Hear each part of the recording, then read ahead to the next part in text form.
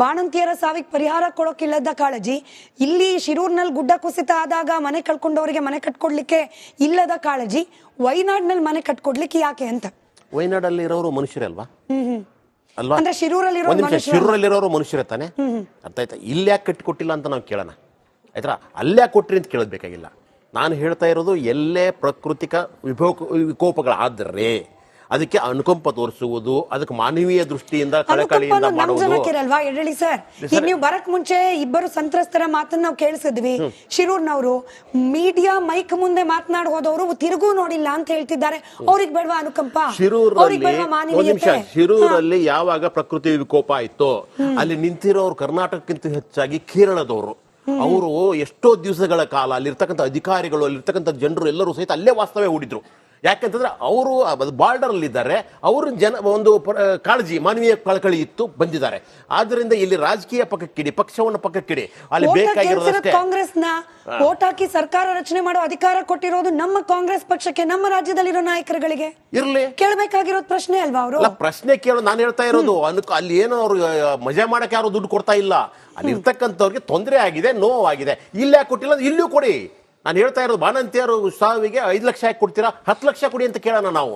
ಆದ್ರಿಂದ ಇದೆಲ್ಲ ಹಾಗೆ ನಮ್ಮ ಮೋದಿ ಸಾಹೇಬರು ಹೋಗಿ ಅಫ್ಘಾನಿಸ್ತಾನಿಗೆ ಕಾಸು ಕೊಡ್ತಾರೆ, ಶ್ರೀಲಂಕಾಗೆ ಕಾಸು ಕೊಡ್ತಾರೆ. ಯಾಕೆ ಅಂತಂದ್ರೆ ಅಲ್ಲಿ ಕಷ್ಟ ಇದೆ, ತೊಂದರೆ ಇದೆ ಅಂತ ಕೊಡ್ತಾರೆ. ನಮ್ಮದೇ ತೆರಿಗೆ ದುಡ್ಡನ್ನೇ ಕೊಡ್ತಾ ಇರೋದು.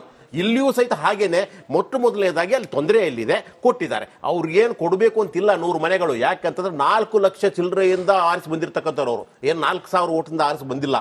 ಅವ್ರಿಗೆ ಅವ್ರದೇ ಆದಂಥ ಒಂದು ಹೋಲ್ಡ್ ಇದೆ, ಅಲ್ಲೇನು ಇಂಪ್ರೆಸ್ ಮಾಡೋ ಅಗತ್ಯ ಇಲ್ಲ. ಆದರೆ ನಾನು ಹೇಳೋದು, ಈ ರೀತಿಯಾಗಿ ಮನುಷ್ಯ ಕುಲ, ಅಕಸ್ಮಾತ್ ಮನುಷ್ಯರ ಒಂದು ಜನಾಂಗ ಅಥವಾ ಮನುಷ್ಯರು ಒಂದು ಸಮುದಾಯ ಅಥವಾ ಯಾರೇ ಇರಲಿ ಅಪಾಯದಲ್ಲಿದ್ದಾಗ, ತೊಂದರೆಯಲ್ಲಿದ್ದಾಗ ಯಾರಾದರೂ ಸಹಿತ ಅವ್ರಿಗೆ ಸಹಾಯ ಮಾಡಿದರೆ, ಆ ಸಹಾಯಸ್ಥವನ್ನು ಚಾಚಿದರೆ ನಿಜಕ್ಕೂ ಸಹಿತ ಅವರನ್ನು ನಾವು ಅಪ್ರಿಸಿಯೇಟ್ ಮಾಡಬೇಕು, ಅಭಿನಂದಿಸಬೇಕು. ಅದು ಕಾಂಗ್ರೆಸ್ ಆದರೂ ಇರಲಿ, BJP ಆದರೂ ಇರಲಿ, JDS ಆದರೂ ಇರಲಿ. ನಮಗೆ ಆದ್ದರಿಂದ ಆ ಮಾನವೀಯ ಕಳಕಳಿ ಇಲ್ಲದೆ ಇರೋದು ಪಕ್ಷನೂ ಅಲ್ಲ, ಮಾನವೀಯ ಕಳಕಳಿ ಇಲ್ಲದೆ ಇರತಕ್ಕಂಥವ್ರು ಮನುಷ್ಯರು ಅಲ್ಲ. ಆದ್ದರಿಂದ ಅಲ್ಲಿ ತೊಂದರೆ ಆಗಿದೆ, ನೋವಾಗಿದೆ. 100 ಮನೆ ಕಟ್ತೀರಾ, ಕಟ್ಟಿಕೊಡಿ. ಏನಂದ್ರೆ ನಿಮ್ಮ ಎಲ್ಲಾ ಪಕ್ಷದ ನಂತರವೂ ಸಹಿತ ಅಲ್ಲಿ 100 ಜನ ಕುಟುಂಬದವ್ರಿಗಾದ್ರೂ ಅನುಕೂಲ ಆಗುತ್ತಲ್ಲ, ಕಷ್ಟದಲ್ಲಿದ್ದಾರಲ್ಲ, ಬೀದಿಯಲ್ಲಿದ್ದಾರಲ್ಲ, ಅದು ಮುಖ್ಯ ಹೊರತಾಗಿ ನನಗೆ ಇವರು ಪಕ್ಷಗಳಲ್ಲ. ಆದ್ದರಿಂದ ಇವತ್ತು ವಿಜೇಂದ್ರ ಅವರು ಮಾಡಿದಂಥ ಒಂದು ಟ್ವೀಟ್ ಇದೆ ಅಲ್ವಾ, ಅದನ್ನು ನಾನು ಗಮನಿಸಿದೆ. ನೀವು ಆದ್ದರಿಂದ ಇಲ್ಲಿ ಪಾಟ್ ಹೋಲ್ಗಳಿದಾವೆ ಅಂತಂದ್ರೆ ಹೌದು ಇದ್ದಾವೆ, ಅದನ್ನು ಮುಚ್ಚಿ ಅಂತ ಹೇಳಿ. ವಿರೋಧ ಪಕ್ಷವಾಗಿ ನಿಮ್ ಕೆಲಸ ಏನು? ಇಲ್ಲಿ ತೊಂದರೆ ಇದೆ ಮಾಡಿ, ಇದನ್ನು ಮಾಡಿ. ಆದ್ರೆ 100 ಕೋಟಿ ಎಲ್ಲ ಸರ್ ಕೊಟ್ಟಿರೋದು 100 ಮನೆಗಳಿಗೆ. ರೆಸ್ಪಾಂಡ್ ಮಾಡಿಲ್ಲ. ಕೇರಳ ಸಿಎಂ ಯಾಕೆ ರೆಸ್ಪಾಂಡ್ ಮಾಡಲಿಲ್ಲ?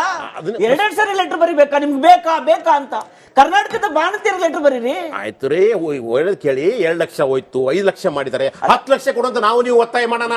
ಮೋದಿ ಅವರು 500 ಕೋಟಿ ಕೊಟ್ಟಿದ್ದಾರೆ. ನಾನು ಯಾರು ಬೇಡ ಅಂತ ಕೊಡಿ, ನೀವು ಕೊಡಿ, ಅವರು ಕೊಡಿ, ಎಲ್ಲರೂ ದುಡ್ಡನ್ನು ಕೊಡಿ. ಯಾಕಂದ್ರೆ ಅಲ್ಲಿ ನೊಂದಿರೋರು ಇದ್ದಾರೆ. ನಮ್ಗೆ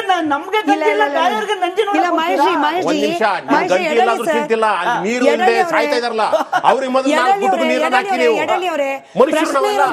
ಮನುಷ್ಯರೇ, ಎಲ್ಲರ ಬಗ್ಗೆ ಅನುಕಂಪ ಸರಿ, ಆದ್ರೆ ಪ್ರಶ್ನೆ ಇರೋದು ಆದ್ಯತೆ ಬಗ್ಗೆ. ಆದ್ಯತೆ ಮೀರಿ ಯಾರಿಗಾದ್ರೂ ಸಹಾಯ ಮಾಡ್ತಿದ್ದೀರಿ ಅಂದ್ರೆ ಅದ್ರ ಹಿಂದೆ ಉದ್ದೇಶದ ಬಗ್ಗೆ ಕೂಡ ಪ್ರಶ್ನೆ ಹೇಳುತ್ತೆ. ಯಾವ ಉದ್ದೇಶಕ್ಕೆ ಮಾಡ್ತಿದ್ದಾರೆ? ನಮ್ಮವರು ನೋವಲ್ಲಿದ್ದಾರೆ, ಅವ್ರ ಬಗ್ಗೆ ಕಾಳಜಿ ಇಲ್ಲ, ಪಕ್ಕದಲ್ಲಿರೋರ್ ಬಗ್ಗೆ ನೋವಿನ ಕಾಳಜಿ ಇದೆ. ಆ ಕಾಳಜಿ ಹಿಂದಿರೋ ಉದ್ದೇಶ ಏನು? ಮಾನವೀಯತೆ ಅಲ್ಲಿದೆ, ಮಾನವೀಯತೆ ಇಲ್ಲಿನವ್ರಿಗೆ ಬೇಡವಾ? ಉದ್ದೇಶ. ನಮ್ಮ ಪ್ರಶ್ನೆ ಇರೋದು ಏನು ಅಂತಂದ್ರೆ, ಅಲ್ಲಿ ಏನ ನೀವು ಅನುಕೂಲ ಮಾಡಿ ಕೊಡ್ತಿದ್ರಾ ಕೊಡಿ, ಇಲ್ಲಿಯೂ ಬೇಕಾಗಿದೆ, ಇಲ್ಲೂ ನೊಂದಿರೋರು ಇದ್ದಾರೆ, ಇದನ್ನು ನೋಡು. ಅಲ್ಲಿ ಪ್ರಶ್ನೆ ಆದ್ಯತೆ ಮನುಷ್ಯರಿಗೆ. ನಾವು ಕಟ್ಟಿಕೊಂಡಿರೋದು ಗಡಿಗಳನ್ನ, ಹೌದು, ಅಲ್ಲಿಯೂ ಆಗ್ಬೇಕು. ನಾನು ಹೇಳ್ತಾ, ನಾವು ಕಟ್ಟಿರೋ ಗಡಿಗಳು, ನಾವು ಮಾಡಿರೋ ರಾಜ್ಯಗಳೆಲ್ಲ ಬೇಕಾಗಿರೋದು, ನಾವು ಮಾಡಿರೋ ಪಕ್ಷಗಳಲ್ಲಿ ಮನೆ ಕಟ್ಟಿಲ್ಲ ಅಂತ ಆದ್ಮೇಲೆ ಆದ್ಯತೆ ಕೊಡ್ತಿಲ್ಲ ಅಂತಾನೆ ಕೊಡಿ ಅಂತ ಕೇಳೋಣ. ಈ ವಿರೋಧ ಪಕ್ಷದವ್ರು ಮಾಡಬೇಕಾಗಿರೋ ಕೆಲಸ ಅದು. ಅಲ್ಲಿ ಯಾಕೆ ಕೊಟ್ಟಿರಿ ಅಂತ ಕೇಳಬೇಡಿ, ಇಲ್ಲಿ ಕೊಡಿ, ನಮ್ಮವ್ರಿಗೂ ಕೊಡಿ. ಅಲ್ಲಿ 100 ಕೊಟ್ಟಿದ್ರ, ಇಲ್ಲ 500 ಮನೆಗಳನ್ನು ಕೊಡಿ. ಸಿದ್ದರಾಮಯ್ಯ ಫ್ಲಡ್ ಆದಂತ ಸಂದರ್ಭದಲ್ಲಿ ಇಮಿಡಿಯೇಟ್ಲಿ 10 ಕೋಟಿ ಘೋಷಣೆ ಮಾಡಿದ್ರು. ಅವಾಗ ಯಾವ ವಿರೋಧ ಪಕ್ಷನೂ ಮಾತಾಡ್ಲಿಲ್ಲ. ನಾವ್ ಹೇಳಿದ್ವಿ 10 ಕೋಟಿ ಯಾಕೆ 100 ಕೋಟಿ ಕೊಡಿ ಸಿದ್ದರಾಮಯ್ಯನವರೇ ಅಂತ. ಒಂದ್ಸರಿ ಕೊಟ್ಟಾಯ್ತಲ್ವಾ? 10 ಕೋಟಿ ಕೊಟ್ರಲ್ವಾ? ನರೇಂದ್ರ ಮೋದಿ ಅವರು 500 ಕೋಟಿ ಕೊಟ್ರಲ್ವಾ? 700 ಕೋಟಿ ರೂಪಾಯಿನ ಅಬ್ರಾಡ್ ಕೊಟ್ರಲ್ವಾ? ಪಕ್ಕದ ತಮಿಳುನಾಡು 5 ಕೋಟಿ ಕೊಟ್ರಲ್ವಾ? ಇದೇ ಕಾಂಗ್ರೆಸ್ ಪಕ್ಷ ಯಾವ್ಯಾವ ರಾಜ್ಯಗಳಲ್ಲಿ ಇದೆಯೋ ಬ್ಯಾರೆಯವ್ರು ಯಾರು ಬರ್ಲಿಲ್ಲ. ತಗೊಳ್ಳಿ 5 ಕೋಟಿ ತಗೊಳ್ಳಿ, 10 ಕೋಟಿ ತಗೊಳ್ಳಿ, ಮನೆ ಕಟ್ಸ್ಕೊಡ್ತೀವಂತ ಬಂದಿದ್ದಾರು only one, that is called Siddaramaiah government. 10 crore ಕೊಟ್ಟಾದ್ಮೇಲೆ ಮತ್ತೆ ಲೆಟರ್ ಬರೀತಾರೆ ಒಂದನ್ನ, ಏನಂತ 100 ಮನೆ ಕಟ್ಸ್ಕೊಡ್ತೀವಿ ಜಾಗ ಹುಡುಕಿ ಅಂತ. ಅವ್ರು ಹೇಳಿದ್ರ ಇದೇ ತಮಿಳುನಾಡು ಬರೀ 5 ಕೋಟಿ ಕೊಡ್ತಾರೆ, ಇದೇ ಕರ್ನಾಟಕ 10 ಕೋಟಿ ಕೊಡ್ತಾರೆ, ಕಟ್ಸ್ಕೊಡೋದಕ್ಕೆ 100 ಮನೆಗೆ ಜಾಗ ಹುಡುಕಿ ಅಂತ ಲೆಟರ್ ಬರೀತಾರೆ.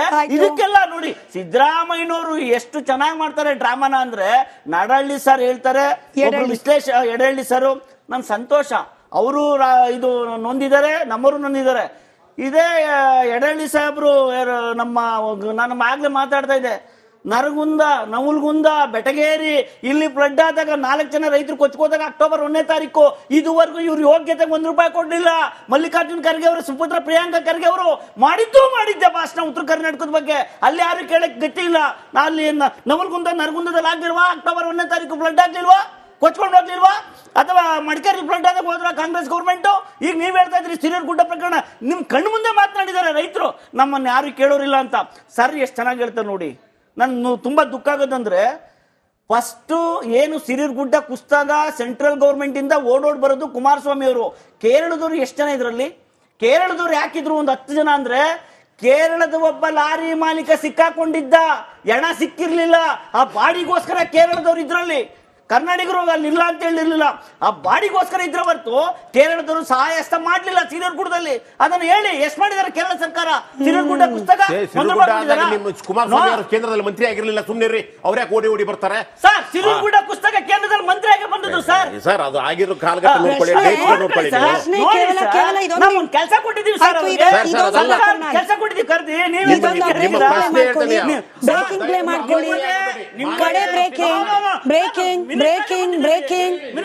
Breaking on air. ಕೇಳಿಸ್ಕೊಳ್ಳಿ ಮಹೇಶ್ ಜಿ ಕೇಳಿಸ್ಕೊಳ್ಳಿ, ಎಡಹಳ್ಳಿ ಸರ್ ಕೇಳಿಸ್ಕೊಳ್ಳಿ. ಪ್ರಶ್ನೆ ಕೇವಲ ಈ ವೈನಾಡಿನ ದುರಂತದಲ್ಲಿ ಮನೆ ಕಟ್ಟಿಸ್ಕೊಡೋದು ಮಾತ್ರ ಅಲ್ಲ, ಕೇರಳದಲ್ಲಿ ಆನೆ ದಾಳಿ ಆಗುತ್ತೆ, ಪರಿಹಾರ ಇಲ್ಲಿಂದ ಹೋಗ್ಬೇಕು ಅನ್ನೋದು ಆಗ್ಲೇ ಅನಿಲ್ ಅವ್ರು ಕೂಡ ಹೇಳ್ತಿದ್ರು. ವೈನಾಡಿನಲ್ಲಿ ಮನೆ ಕಟ್ಟಿಸ್ಕೊಡ್ಬೇಕು ಅನ್ನೋದಾವಂತ. ಆದ್ರೆ ನಮ್ಮ ರಾಜ್ಯದಲ್ಲಿ ಬರ ಬಂದ್ರೆ ಕೇಂದ್ರದಿಂದ ಅನ್ಯಾಯ, ಹಾಗಾಗಿ ರೈತರಿಗೆ ನಾವು ಪರಿಹಾರ ಕೊಡ್ಲಿಕ್ಕೆ ಆಗ್ತಿಲ್ಲ. ನೆರೆ ಬಂದ್ರೆ ಹೌದು ಕೇಂದ್ರದಿಂದ ನಮಗಿನ್ನ ಫಂಡ್ಸ್ ಬಂದಿಲ್ಲ, ಹಾಗಾಗಿ ನಮಗೆ ಪರಿಹಾರ ಕೊಡ್ಲಿಕ್ಕೆ ಆಗ್ತಿಲ್ಲ. ಬದ್ಧತೆ ನಮ್ಮ ರಾಜ್ಯದ ಜನರಿಗಿರ್ಬೇಕಾ ಅಥವಾ ಕೇವಲ ಹೈಕಮಾಂಡ್ ನ ನಾಯಕರಿಗಿರ್ಬೇಕಾ? ದುಡ್ಡನ್ನ ನಾವು ಕೇಳ್ತಾ ಇಲ್ಲ ಮೇಡಮ್, ಕರ್ನಾಟಕದ ಕಾಸೋದು. ಈ ಕೇರಳ ಕೊಡ್ತಿರೋದು ಕರ್ನಾಟಕದ ಕಾಸು ಸರ್. ಆ ಕಾಸಿಗೆ ಮೊದಲ ಭಾಗಿದಾರರು ಶಿರೂರಿನ ಜನ ಆಗ್ಬೇಕು ಅಂತ ಹೇಳಿ ನೀವು ಪ್ರಾದೇಶಿಕತೆ ಬಗ್ಗೆ ಮಾತನಾಡೋರು ಕಾಂಗ್ರೆಸ್ನವರು ಅಲ್ಲಿ ಹೋಗ್ಬಿಟ್ಟು ಪ್ರಾದೇಶಿಕತೆಗೆ ಅನ್ಯಾಯ ಆಗ್ತಿದೆ ಅಂತ ಹೇಳಿ ಡೆಲ್ಲಿಲಿ ಹೋಗಿ ಪ್ರೊಟೆಸ್ಟ್ ಮಾಡೋರು ಈ ಪ್ರದೇಶದ ಜನರ ಬಗ್ಗೆ ಅಲ್ವಾ ಮೊದಲ ಆದ್ಯತೆ ತೋರಿಸಬೇಕಾಗಿದ್ದು. ಬಂದಿರ್ತಾನೆ ಇವತ್ತಿನವರೆಗೂ ಸಹಿತ ಎಷ್ಟು ಕೇರಳ ಕೊಡೋದ್ ದುಡ್ಡು ಇದೆಯಾ ಸರ್? ನಮ್ಮ ಬಿಡಿ, ಜನ ವೋಟ್ ಹಾಕಿದ್ದಾರೆ.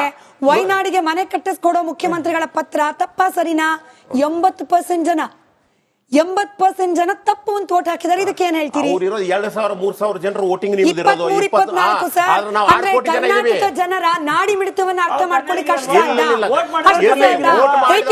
ಗೌರವಿಸ್ತೀನಿ ಅವ್ರನ್ನ. ಆದ್ರೆ ಇವಾಗ ಹೇಳೋದು ಅರ್ಥ ಮಾಡ್ಕೊಳ್ಳಿ ಸರ್ ಮೇಡಮ್, ದಯವಿಟ್ಟು ಯಾವತ್ತೂ ಸಹಿತ ಮಾನವೀಯ ಕಳಕಳಿಯಿಂದ ಕೊಟ್ಟಿದ್ದಾರೆ, ಕೊಡ್ಲಿ. ನಮ್ದು ಅಕಸ್ಮಾತ್ ಅದು ಮಾನವೀಯ ಕಳಕಳಿ ಕೇಂದ್ರಕ್ಕಿದ್ರೆ ನಮ್ಗೆ ಇರ್ತಕ್ಕಂಥದ್ದು ₹100 13 ಪೈಸಾ ಕೊಡ್ತಿರಲ್ಲ ನೀವು, ಆ ಉಳಿದು ಎಲ್ಲಿ ಹೋಗುತ್ತೆ? ಬೇರೆ ರಾಜ್ಯಕ್ಕೆ ಹೋಗುತ್ತಲ್ವಾ? ನಾವು ಪ್ರಶ್ನೆ ಮಾಡೋದಿಲ್ವಾ? ಯಾಕ್ರಿ ಬೇರೆ ರಾಜ್ಯಕ್ಕೆ ಕೊಡ್ತೀರಾ? ಬಿಹಾರ್ ಕೊಡ್ತೀರಾ, ಬಿಮಾರ್ ರಾಜ್ಯಕ್ಕೆ ಕೊಡ್ತೀರಾ? ನಾವು ಪ್ರಶ್ನೆ ಮಾಡ್ಬೋದಲ್ವಾ? ಯಾಕೆ ಕೊಡ್ತೀರಾ? ನಮ್ದು ದುಡ್ಡು ತಾನೇ ಅದು, ನಮ್ಗೆ ಕೊಡಿ ಸ್ವಾಮಿ ಮೊದಲು ಅಂತ ಕೇಳ್ಬೋದಲ್ವಾ? ನಾವು ಮೊದಲನೇದಾಗಿ ಬೇಕಾಗಿರೋದು ನಮಗೆ ನ್ಯಾಯಬದ್ಧವಾಗಿರೋ ದುಡ್ಡನ್ನ ಮೊದಲು ಕೊಡಿ ಅಂತ. ನೀವು ಬರೋಕ್ ಮುಂಚೆನೆ ಪ್ರಶ್ನೆ ಮಾಡಿದೀನಿ ಸಂಕೇತ್ ಅವರಿಗೆ ಪ್ರಶ್ನೆ ಮಾಡಿದೀನಿ. ವಿಷಯ ಅಷ್ಟೇ, ಚರ್ಚೆಗೆ ಸಮಯ ಇದ್ದಿಷ್ಟೇ. ಬಟ್ ಮತ್ತೊಮ್ಮೆ ಮಗದೊಮ್ಮೆ ಕಳಕಳಿಯಲ್ಲಿ ಕೇಳ್ಕೊಳ್ಳೋದು, ನಮ್ಮವರು ಕಣ್ಣೀರು ಹಾಕ್ತಿರೋ ಸಂದರ್ಭದಲ್ಲಿ ನಮ್ಮವರ ಕಣ್ಣೀರೊಡಿಸುವ ಮಾನವೀಯತೆ ಮೊದಲು ಪ್ರದರ್ಶನ ಆಗಲಿ ಅಂತ ಹೇಳಿ ಧನ್ಯವಾದ 4 ಜನಕ್ಕೂ ಚರ್ಚೆಯಲ್ಲಿ ಭಾಗಿಯಾಗಿದ್ದಕ್ಕೆ. ಕೇರಳದಲ್ಲಿ ನೊಂದವರಿಗೆ ಅಥವಾ ವೈನಾಡಿನಲ್ಲಿ ನೊಂದವರಿಗೆ ಪರಿಹಾರಾರ್ಥವಾಗಿ ಮನೆಯನ್ನ ಕಟ್ಸ್ಕೊಡುವ ಉದ್ದೇಶ ತಪ್ಪಲ್ಲ. ಆದ್ರೆ ಮಾನವೀಯತೆ ಆದ್ಯತೆ ಅಂತ ಬಂದಾಗ ನಮ್ಮವರ ಬಗ್ಗೆ ತುಸು ಹೆಚ್ಚಿರ್ಲಿ ಅನ್ನೋದು ನಮ್ಮ ಮನವಿ. ವಿರೋಧ ಪಕ್ಷಗಳು ಪ್ರಶ್ನೆ ಮಾಡಿವೆ, ಆ ಪ್ರಶ್ನೆಯನ್ನ ರಿಪಬ್ಲಿಕ್ ಕನ್ನಡ ಈ ವೇದಿಕೆಯಲ್ಲೂ ಚರ್ಚೆ ಮಾಡಿದೆ. ಫಸ್ಟ್ ಶಿರೂರಲ್ಲಿ ಮನೆ ಕಟ್ಸ್ಕೊಡಿ, ಆಮೇಲೆ ಕೇರಳಕ್ಕೆ ಹೋಗಿ. ಧನ್ಯವಾದ. ಚರ್ಚೆಯಲ್ಲಿ ಭಾಗವಹಿಸಿದ ಎಲ್ಲರಿಗೂ ಮತ್ತೊಮ್ಮೆ. ನೋಡ್ತಾ ಇರಿ ರಿಪಬ್ಲಿಕ್ ಕನ್ನಡ, ಇದು ನಿಮ್ಮ ಧ್ವನಿ.